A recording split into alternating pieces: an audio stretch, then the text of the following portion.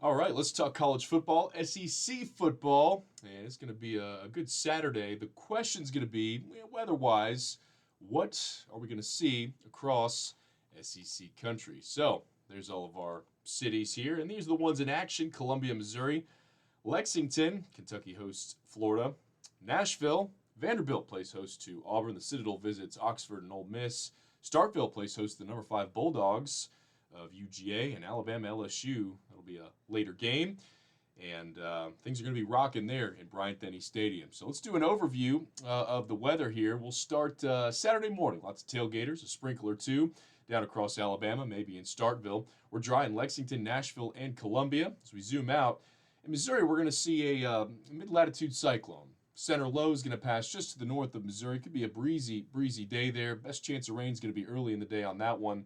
And then as we look at the big picture, be glad you're not in Big Ten country because Michigan, Indiana, Illinois, Ohio, all going to get a cold, soaking rain. And if you're up near Grand Rapids, off to the north, it's going to be snowy. But isolated shower or storm if you're out tailgating in Tuscaloosa. Nashville, we should stay dry. Starkville, Oxford for those games. Lexington, a passing cold shower in the evening, but again, rain's not going to be widespread for a lot of our SEC games.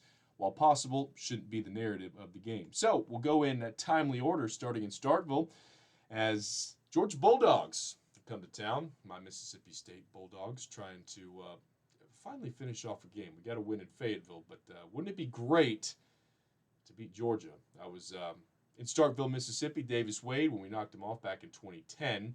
It's been a while since we beat the Bulldogs. 73 at kickoff, 78 for final whistle. Partly cloudy skies. Shouldn't be an issue of rain.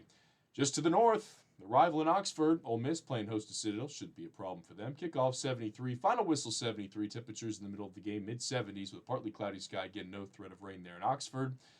And moving further to the north here, Columbia. This is when we start to talk about the potential for rain. Again, not a washout, but you saw that system. Some showers early, a bit breezy at times. 61 at kickoff, 54 for the final whistles. The number 3 Aggies head into Columbia. Tough place to play. Missouri trying to hold serve there in the top 25 of the college football rankings. And then we go over to Nashville. Auburn headed up to see Diego Pavia, the Vanderbilt Commodores. 72 at kickoff. You saw those showers potentially moving through. It's pretty low-end rain threat there, but again, we might see something, especially towards the second half of the game. Again, I'd go with partly cloudy skies. And again, warm temperatures, all things considered.